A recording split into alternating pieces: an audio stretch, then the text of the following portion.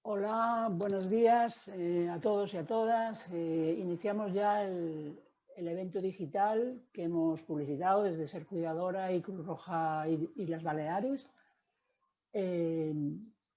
A través de nuestro canal de YouTube vamos a emitirlo en directo y luego quedará grabado y estará disponible para las personas que quieran visitarlo. Hoy es día 21 de septiembre y es el Día Mundial del Alzheimer. Todos los años se realizan actividades en distintos países para concienciar sobre esta enfermedad. Hay en el mundo 46,8 millones de personas que padecen demencia. Perdón, que tengo un aviso, no me entero muy bien. Ponlo. Vale. Sí, me comentan que a ver si lo podemos poner en Facebook. Bueno, luego intentamos conectarlo. Hablábamos de la prevalencia de esta enfermedad. Hay más de 46 millones de personas en el mundo que padecen demencia y entre el 60 y 70% de esos casos corresponden a la demencia de tipo Alzheimer. Se estima que para el año 2050 este número va a ascender a 131 millones y medio de personas. Este año en Cruz Roja Baleares, en colaboración con el multicanal Ser Cuidadora, hemos propuesto dar respuesta a algunas de las preguntas que se plantean en torno a esta enfermedad. Y para ello hemos recabado, como sabréis muchos de los seguidores del multicanal Ser Cuidadora, hemos recabado las preguntas que vosotros nos habéis hecho llegar a través del mail de Ser Cuidadora, a través del WhatsApp. Las preguntas nos han llegado en formato vídeo, en formato audio y también algunas han llegado en formato texto. Y van a ser respondidas por personas que padecen deterioro cognitivo, que padecen demencia, algún tipo de demencia o inicio de demencia, por personas cuidadoras y por expertos y expertas en el tema. Las personas cuidadoras y la persona con una afectación van a contestar a través de unos mensajes en vídeo, ¿vale? Los pondremos luego pregunta, respuesta, todo seguido. Pero ahora mismo me acompañan para dar respuesta en directo unas personas que voy a presentar y que vais a ver. Por un lado, nos acompaña el doctor Guillermo Amer. Hola, doctor. ¿Qué tal? Buenos días. ¿Qué tal? Buenos días. De nuevo le doy muchísimas gracias por estar aquí acompañándonos para dar estas respuestas, porque sabemos que para el mundo sanitario, especialmente, estos momentos son complicados y contar con su disponibilidad es algo muy de agradecer. Gracias a ustedes por dar la oportunidad de participar en este acto. Gracias. Vamos a contar también con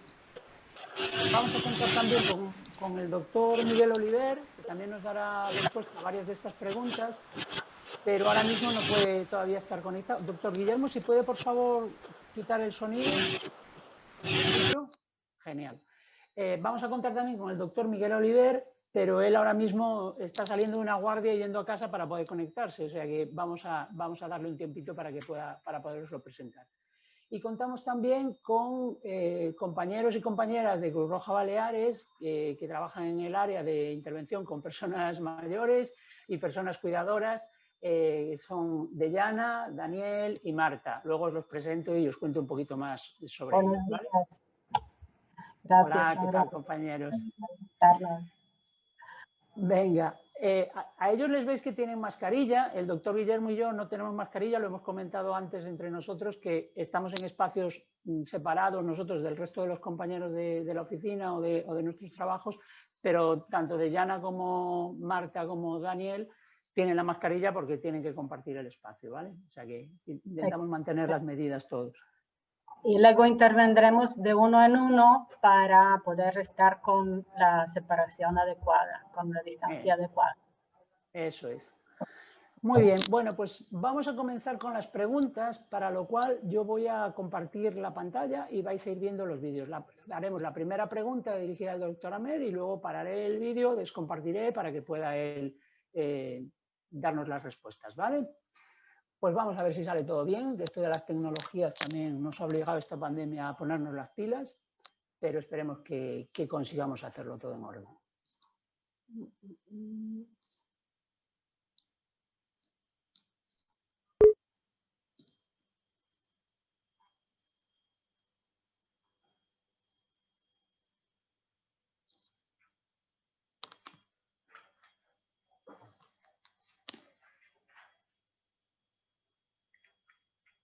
Puedo saber 3 manifestaciones claras. Ups, se nos ha perdido. Se nos ha perdido. Aquí, vamos allá. Esta es la primera pregunta.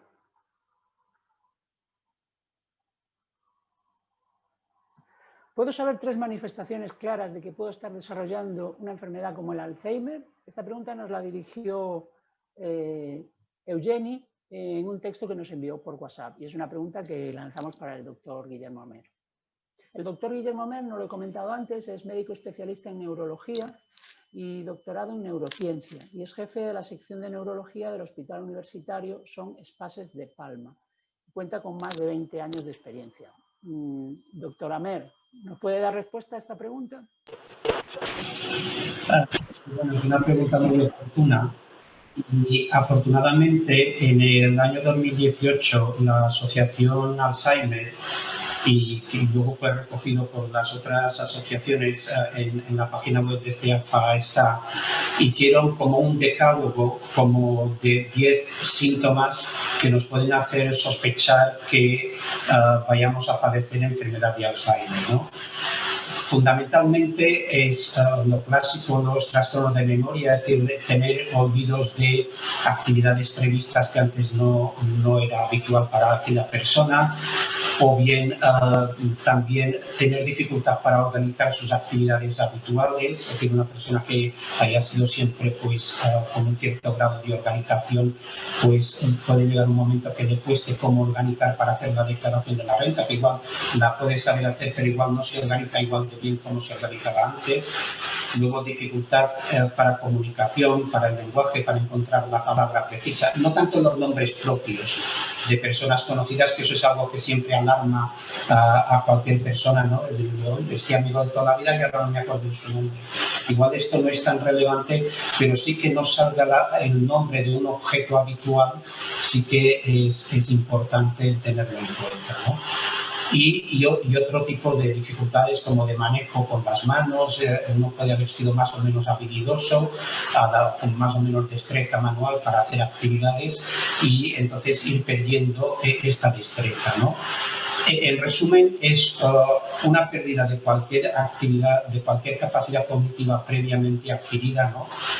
Y que condiciona una disminución en el rendimiento del desempeño de las actividades habituales de la persona.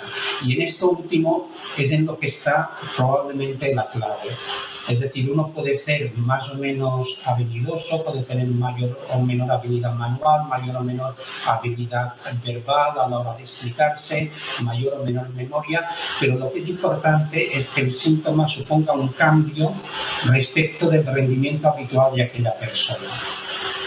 El problema de usar esta clave para darle importancia como signo de enfermedad es que se suelen instaurar de forma lenta.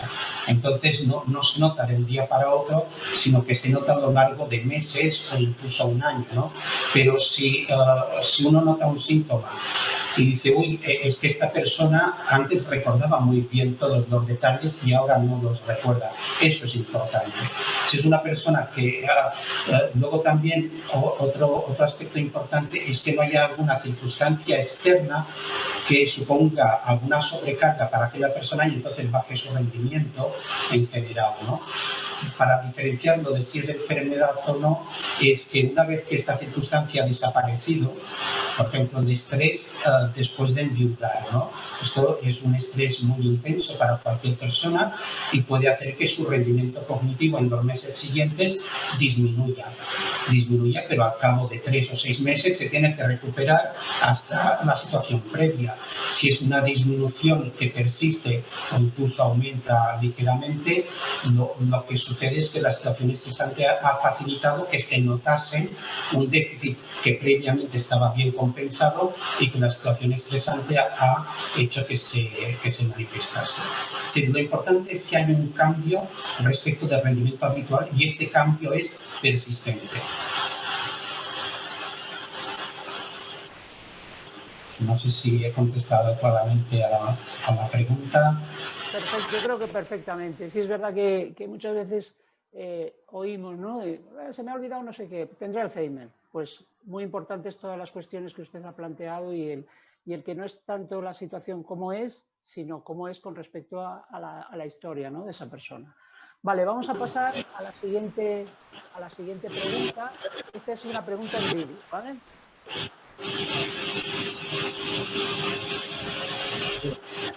Perdón, si puede desactivar el micro, doctor, para que la oiga mejor. Soy Francisco y tengo una pregunta para un experto. Según algunas estadísticas, en muchos casos pasan varios años desde que tenemos los primeros síntomas hasta que tenemos un diagnóstico. Mi pregunta es, ¿por qué sucede este hecho? Gracias.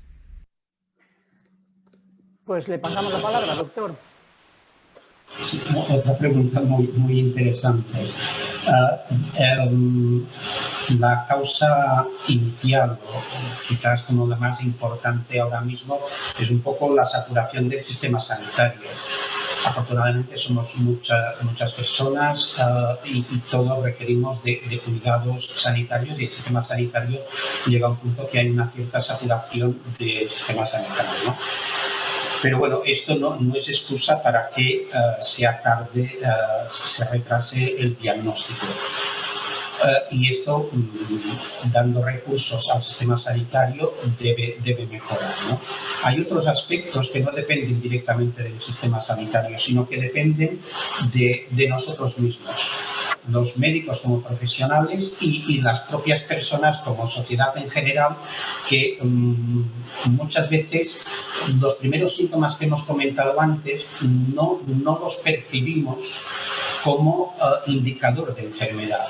Bueno, pues si uno tiene pequeños dolores, será por la edad, será porque está ahora muy ansioso o muy deprimido, es decir, nadie quiere estar enfermo naturalmente y muchas veces estos síntomas ni el propio médico que atiende a la persona ni la propia persona que los percibe a veces no son interpretados como enfermedad e incluso se prefiere una interpretación como de una enfermedad. Entonces tenemos que hacer un cambio de mentalidad, tanto los médicos como la sociedad en general, que si se notan pequeños síntomas, estos pequeños síntomas, lo que he comentado antes, si suponen un cambio respecto del rendimiento habitual de aquella persona y es un cambio persistente en el tiempo, en los meses, pasan 3 meses, 6 meses, sí que hay que darle importancia y se merece una evaluación completa para detectar si se padece alguna enfermedad que pueda finalmente condicionar el inicio, ¿no?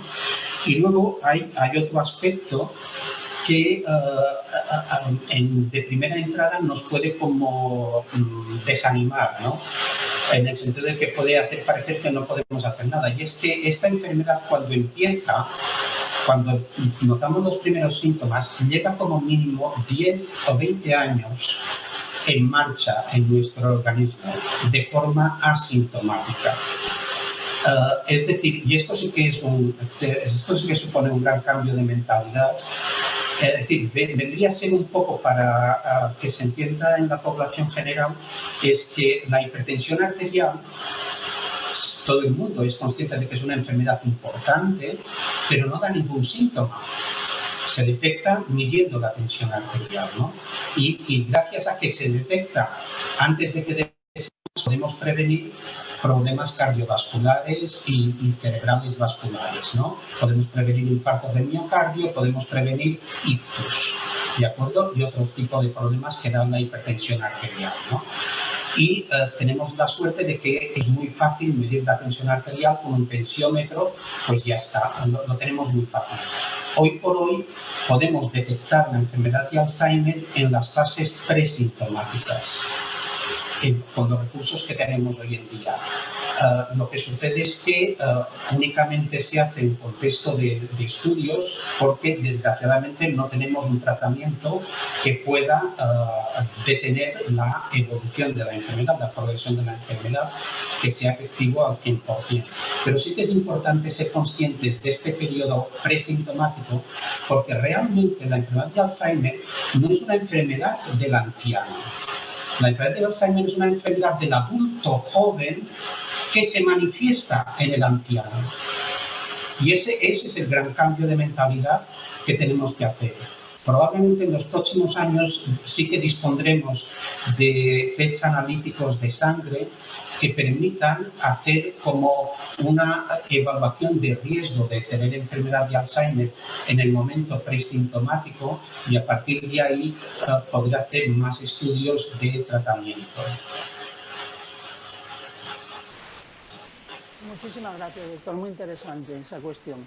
Hablamos de asintomáticos ahora. Parece que está en todo momento esa palabra en boga, pero parece que la hemos descubierto, ¿no? Y ustedes la conocen desde hace mucho tiempo. La siguiente pregunta, bueno, son dos preguntas, el siguiente vídeo, y precisamente uno de ellos incide en el tema de la prevención. Lo vemos y oímos. Hola, soy Aina y tengo dos preguntas para los expertos. ¿Puedo hacer algo que me garantice que en un futuro no sufriré algún tipo de deterioro cognitivo? Y la otra es, si mi padre o mi madre padecen o han padecido Alzheimer, ¿yo también lo sufriré? Gracias. Díganos. Bien, de nuevo, dos preguntas muy oportunas. En principio, es una enfermedad que, como he comentado antes, hoy por hoy no tenemos un tratamiento que permita detener y retroceder y recuperar lo perdido por la enfermedad, ¿no? Pero sí que tenemos tratamientos que permiten mejorar la situación del paciente y también se pueden adoptar medidas de estrategias para evitar las consecuencias o reducir las consecuencias de la enfermedad, ¿no? Con lo cual sí que es muy importante el planteamiento que propone de hacer actuaciones que permitan prevenir la enfermedad. Actuaciones que permitan garantizar que no se va a tener la enfermedad, no lo tenemos hoy por hoy, pero sí que está perfectamente comprobado que hay actuaciones que permiten reducir el riesgo de padecer la enfermedad de forma sintomática y, o como mínimo, retrasar la edad de inicio de los síntomas que sean problemáticos, ¿no? Fundamentalmente, lo que podemos hacer es intentar cuidar lo mejor posible el estado de salud general, fundamentalmente lo que se conoce clásicamente como los factores de riesgo vascular, que son fundamentalmente la hipertensión arterial, la hipercolesterolemia, la hipercolesterolemia, la diabetes, la obesidad. Todo eso son factores de riesgo vascular que son modificables cambiando nuestros hábitos tanto alimentarios como de conducta, ¿no? Y se ha comprobado fehacientemente que reducen el riesgo de padecer demencia. Fundamentalmente, en el caso de la diabetes, ya hace años que se conoce que si una persona en torno a los 70 años tiene diabetes y esta diabetes ha estado habitualmente bien controlada, el inicio de la demencia es 5 años más tarde de las personas de ese rango de edad que han tenido diabetes y no ha estado bien controlada. Con lo cual, no podemos hoy por hoy evitar la enfermedad, pero sí que podemos retrasarla. Y luego también hay otros aspectos que no son factores de riesgo vascular, pero que también es importante, que es el evitar el sedentarismo y el evitar el aislamiento social. El aislamiento social es un factor de riesgo importante para padecer demencia y en concreto enfermedad de Alzheimer sintomática. Entonces, hay que adoptar medidas para evitar el aislamiento social, que conforme uno va envejeciendo, hay más riesgo de padecer aislamiento social. Y todos esos aspectos se pueden adoptar medidas para controlarlo o reducirlo. Hay otros aspectos que están relacionados con la segunda parte de la pregunta de riesgo que no son modificables, que son los genéticos, ¿no? Es decir, todos sabemos que la genética de nuestros padres es fundamental, ¿no? Lo primero que nos fijamos cuando hay un recién nacido en la familia es a quién se parece, ¿no? Es decir, todos reconocemos que hay factores genéticos en todos los aspectos, ¿no? Y también los hay, desgraciadamente, para las enfermedades, ¿no? Afortunadamente, la constitución genética de cada uno puede suponer un riesgo más o menos mayor de padecer cualquier enfermedad, ¿no? Entre ellas la enfermedad de Alzheimer, pero también puede aportar aspectos protectores. Y se están intentando identificar estos aspectos protectores de la constitución genética para reducir el riesgo de enfermedad de Alzheimer.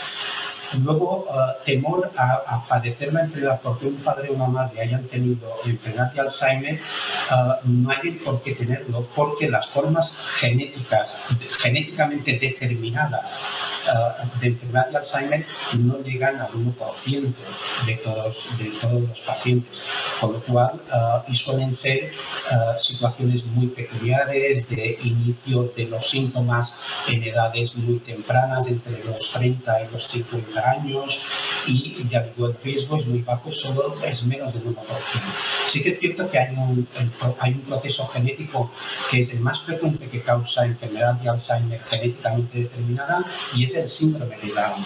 El síndrome de Down da un trastorno del neurodesarrollo desde el nacimiento, ¿no? Desde el primer día de vida, ¿no? Desde el nacimiento, y también, desgraciadamente, ahora que han mejorado las condiciones de salud general y se controlan mejor las enfermedades asociadas al síndrome de Down, pues se ha alargado la supervivencia de estos pacientes y se ha comprobado que efectivamente tienen un riesgo alto de padecer demencia debido a enfermedad de Alzheimer, así como van cumpliendo años, ¿no? Esta es la enfermedad de Alzheimer genéticamente determinada más frecuente, la del síndrome de Down. Luego es muy, muy raro que haya enfermedad de Alzheimer genéticamente determinada, 1% como máximo, y lo que sí es cierto es eso, que hay como factores genéticos familiares que pueden aumentar el riesgo, pero no hay que olvidar que también hay factores genéticos familiares que pueden ayudar a reducir el riesgo. Muchas gracias. No sé, por resumir, me quedaría claro que si mis padres han tenido Alzheimer, no me preocupo, pero me ocupo. Y es todas esas medidas que se habla de hábitos saludables, de mantenernos un poco todo en forma que podamos, ¿no? Este sería el punto. Es decir, si uno ha tenido unos padres con enfermedad de Alzheimer, mejor cuidar muy bien todos los factores de riesgo modificables que hemos comentado antes, y entonces, si tenemos la mala suerte de tener una constitución genética que finalmente nos facilite tener la enfermedad, como mínimo la retrasaremos al menos 5 años, si no más. De acuerdo, pues, doctora Mer, 1.000.000 de gracias. Continuamos el evento, pero le permitimos que pueda usted abandonarlo en cuanto considere, porque sabemos que además está en consulta y tiene consultas y está ahí. Y 1.000.000 de gracias por haber colaborado. Muchas gracias a ustedes. Hasta luego. Vale, continuamos. El doctor Miguel Oliver todavía no ha podido conectarse, entonces vamos a hacer aquí un pequeño salto. Vamos a ver si lo consigo a la primera, que no sé yo, para pasar a ver preguntas y respuestas, preguntas que han hecho las personas dirigidas a alguien con Alzheimer o con algún tipo de afectación similar, de algún tipo de demencia o deterioro. Y los va a responder Eduardo. Eduardo es un hombre de 79 años, afectado por deterioro cognitivo leve, diagnosticado hace más de 5 años. Participa en los talleres de estimulación cognitiva de Cruz Roja desde hace más de 4 años, lo que comentábamos de esa protección. Ah, tenemos al doctor. Hay una chica muy guapa en la... Aina, vídeo enviado por mail. Ah, hola. Mira, hola, ¿qué tal? ¿Cómo estáis? Hola, ¿qué tal? Buenos días. Justo a punto. ¿Eres Rocío? No, soy Aurora, soy la gestora del multicanal, pero Rocío es la persona que le ha enviado el enlace para conectarse, no hay problema. Aurora, muy bien, te veo, te estoy viendo, ¿eh? Lo que pasa es que todavía no tengo buen sonido No sé si conviene que cuelgue el móvil o... Nosotros lo oímos bien. ¿Usted nos puedo oye? solucionar el sonido. ¿Vosotros me oís? Miguel, te vemos. Cuelga el móvil, Miguel. Vale. Porque le vemos y le oímos perfectamente. Doctor Oliver, muchas gracias por conectarse. Ah, sí, espera, ya lo veo. Espera. Espera, vamos a ver si puedo usar el otro audio que tengo. Doctor, de cualquier manera le vemos. Bueno, bien. también puedo ponerme los cascos. A ver.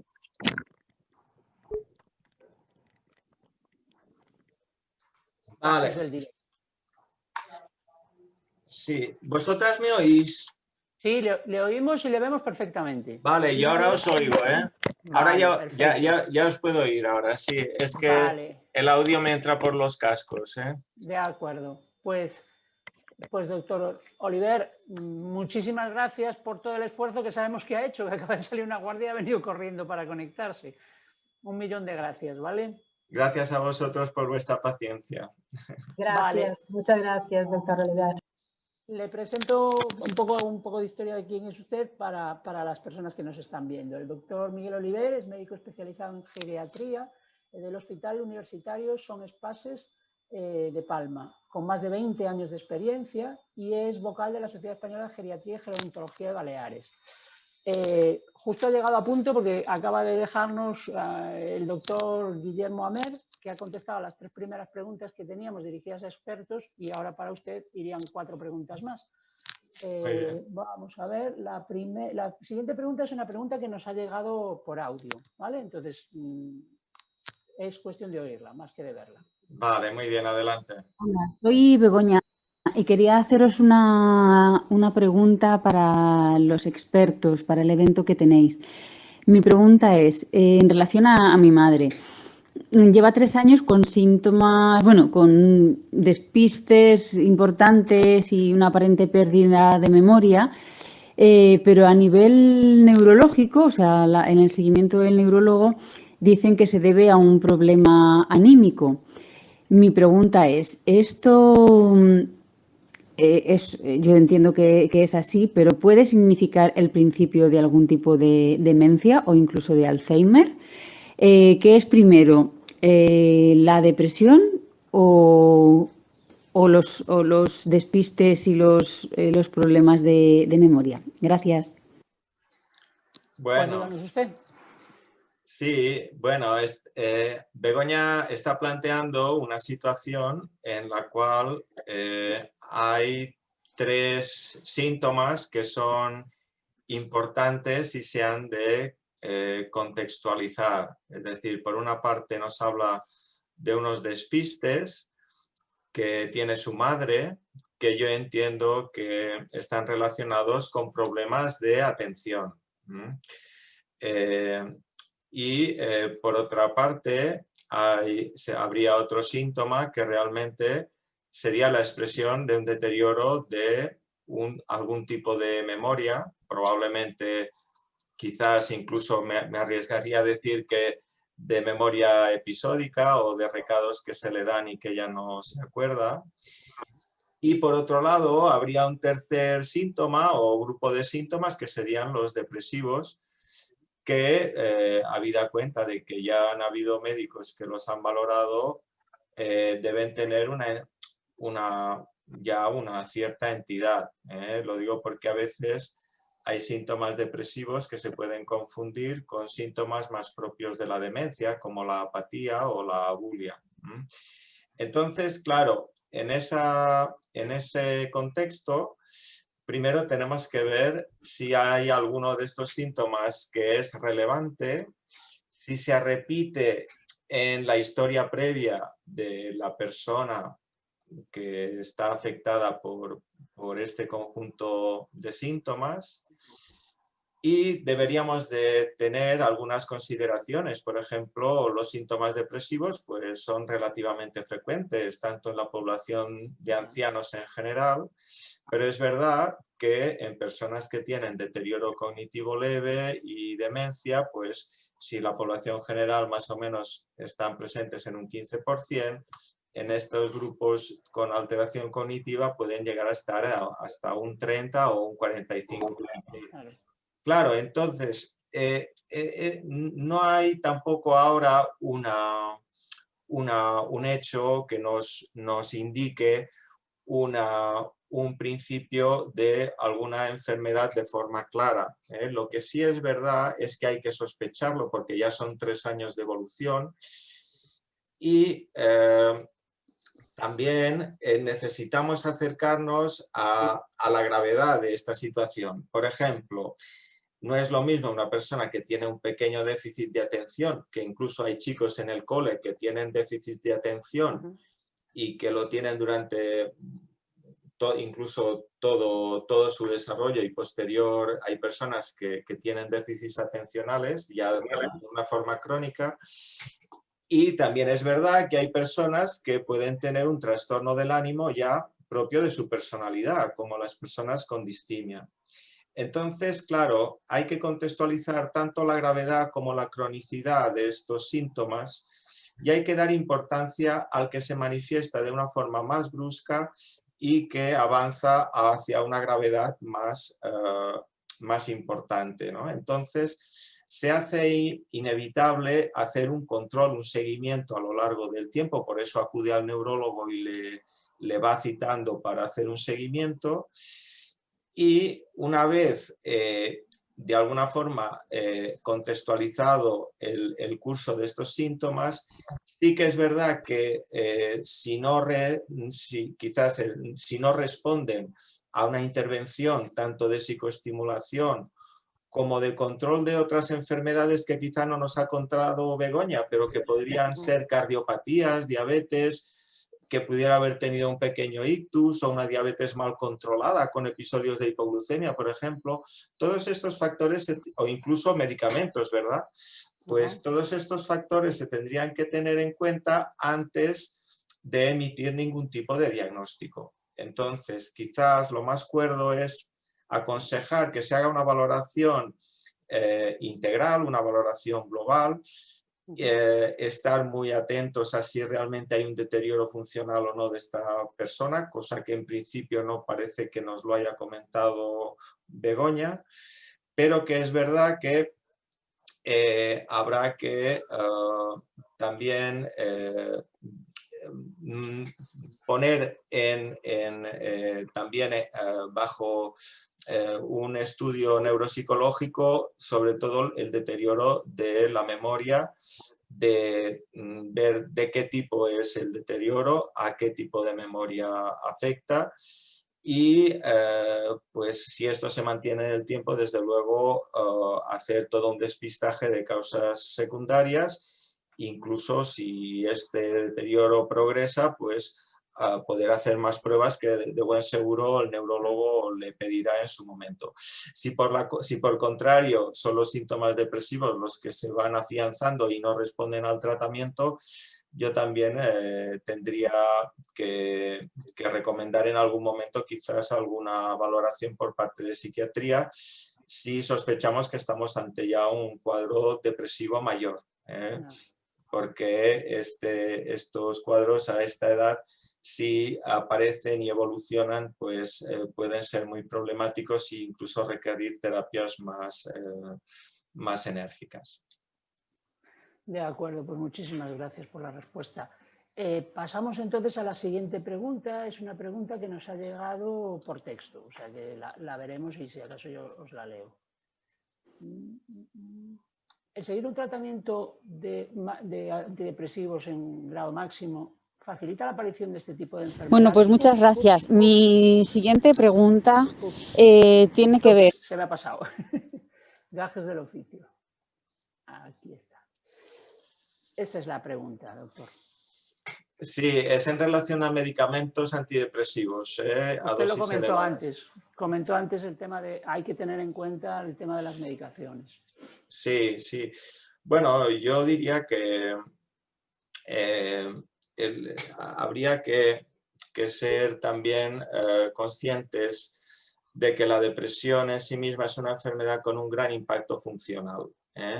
Entonces, cuando hay elementos de gravedad de la depresión, normalmente es preciso tanto administrar varios fármacos como hacer una escalada de dosis, o incluso si también hay que influir en aspectos de terapias cognitivas en algunos casos. Y todo ello nos lleva a situaciones a veces que si utilizamos fármacos que puedan tener algún efecto de tipo anticolinérgico, sobre todo, y más si hay otros fármacos que también acompañan al tratamiento que tengan este efecto, pues tenemos que calibrar un poquito, tenemos que ponderar el alcance de estos efectos secundarios sobre aspectos cognitivos.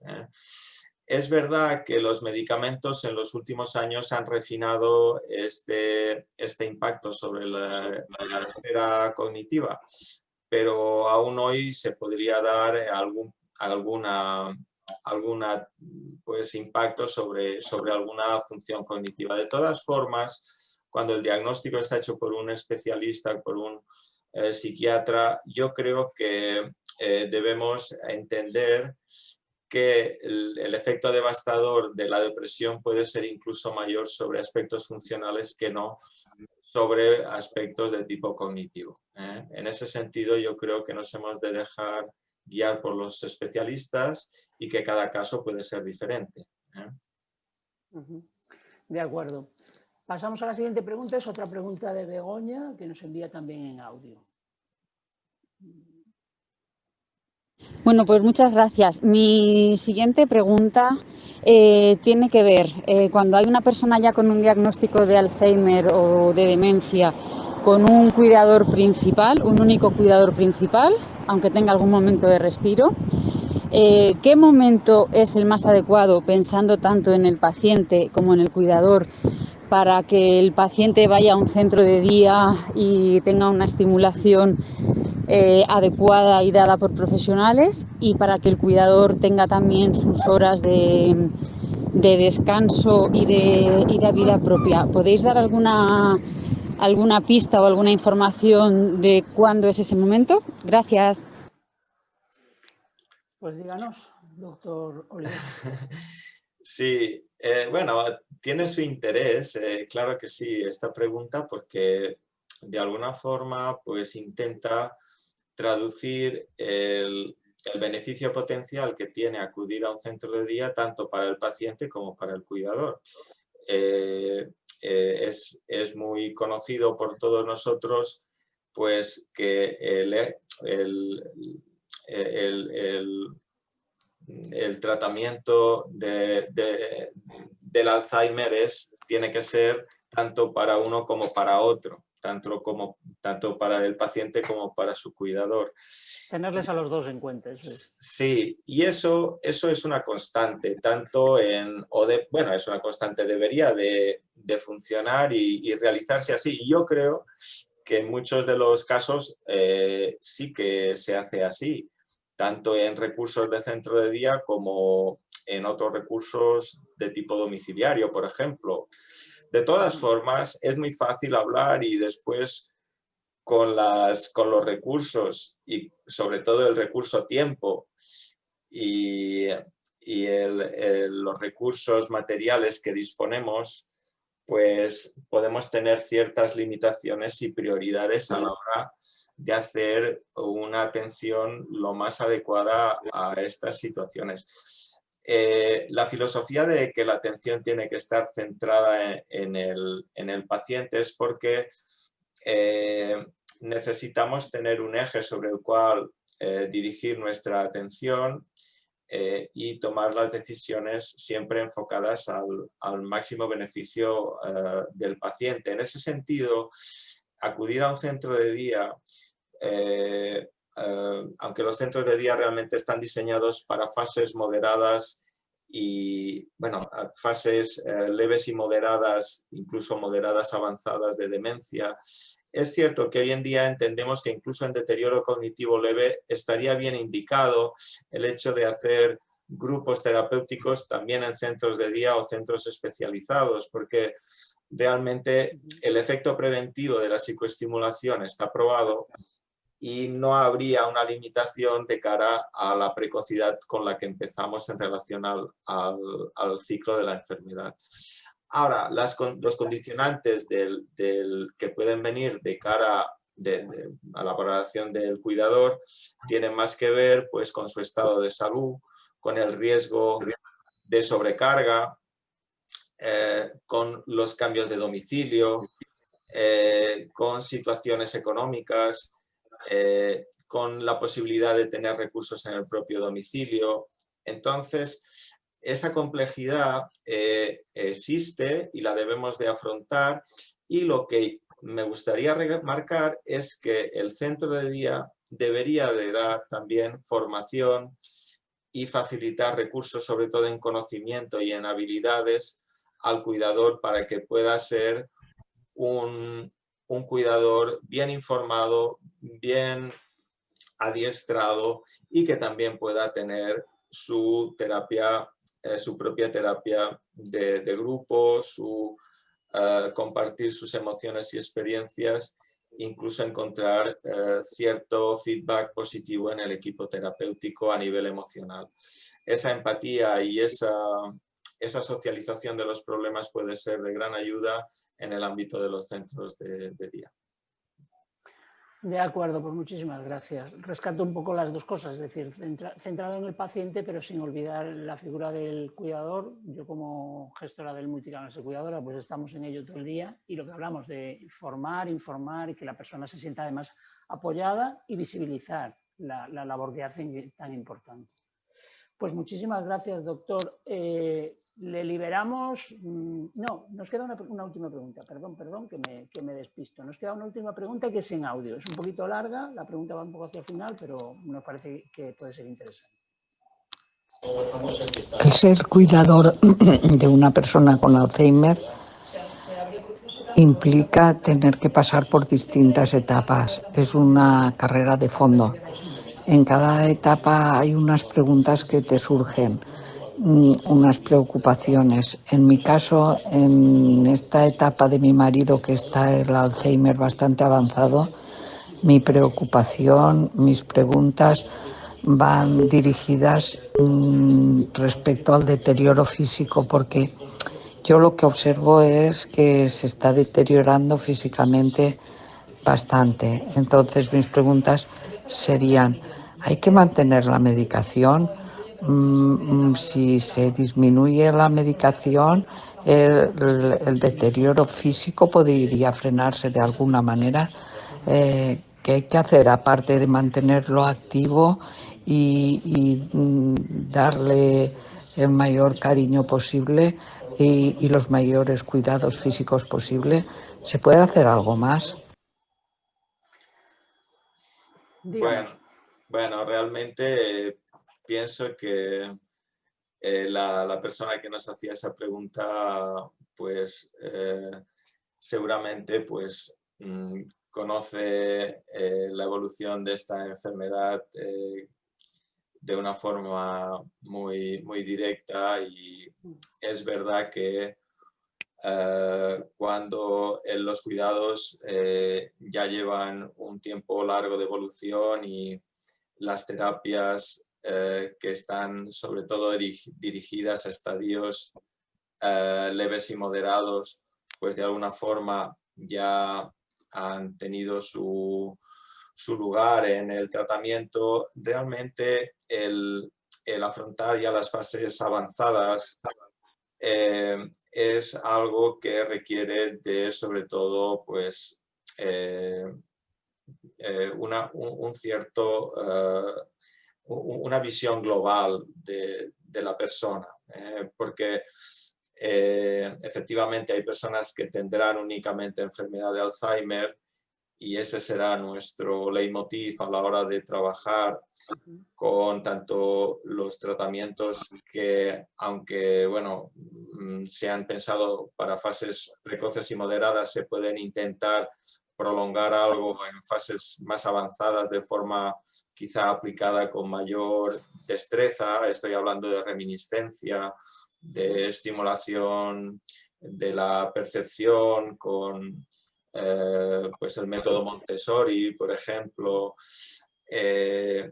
y terapias blandas como la musicoterapia, terapias que a través de las emociones pues, nos permitan llegar al paciente de una forma eficaz para sobre todo conseguir su bienestar emocional. Es verdad que lo que le preocupa a la cuidadora lógicamente es la parte funcional, que cuando la enfermedad afecta a lo que es la parte de lóbulos frontales, pues inexorablemente va a dejar su huella y va a producir su deterioro.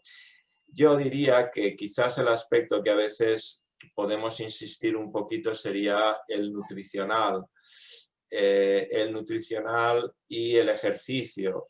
No porque veamos un deterioro funcional que puede ser desde que una persona deje de subir una escalera hasta que llegue a necesitar estar en una silla de ruedas, pues hay una escala de deterioro que puede durar meses o años. No dejar de intentar mantener estas rutinas de ejercicio físico y aderezarlas con un cierto ingenio para que en algún momento se conviertan en algo que se parezca pues, a un juego, lo digo para que no decaiga la motivación y que se puedan hacer realmente también en grupo para que también aumente la motivación. Yo quisiera insistir en estos aspectos de ejercicio, sobre todo aeróbico, de estimulación, por ejemplo, con reminiscencia, con terapia de validación. Creo que son terapias que también se aplican en estas fases y nos pueden dar un cierto mantenimiento, por decir de alguna manera, de esta fase en la que al final estamos abocados a ver un deterioro que llegará, seguro que llegará, pero que si hacemos todo lo posible, pues podemos retrasar todavía en cierta medida. De acuerdo, pues muchísimas gracias. Como decía antes, ahora le liberamos, o sea que si usted lo necesita para descansar sobre todo, puede abandonar ya el evento. En cualquier caso se va a grabar y va a estar luego disponible en redes, o sea que se lo haríamos llegar grabado. Pero si quiere usted acompañarnos, por supuestísimo que está invitado a seguir con nosotros. Bien, pues como es muy interesante, yo me mantengo a la escucha. De acuerdo, vale, pues muchas gracias.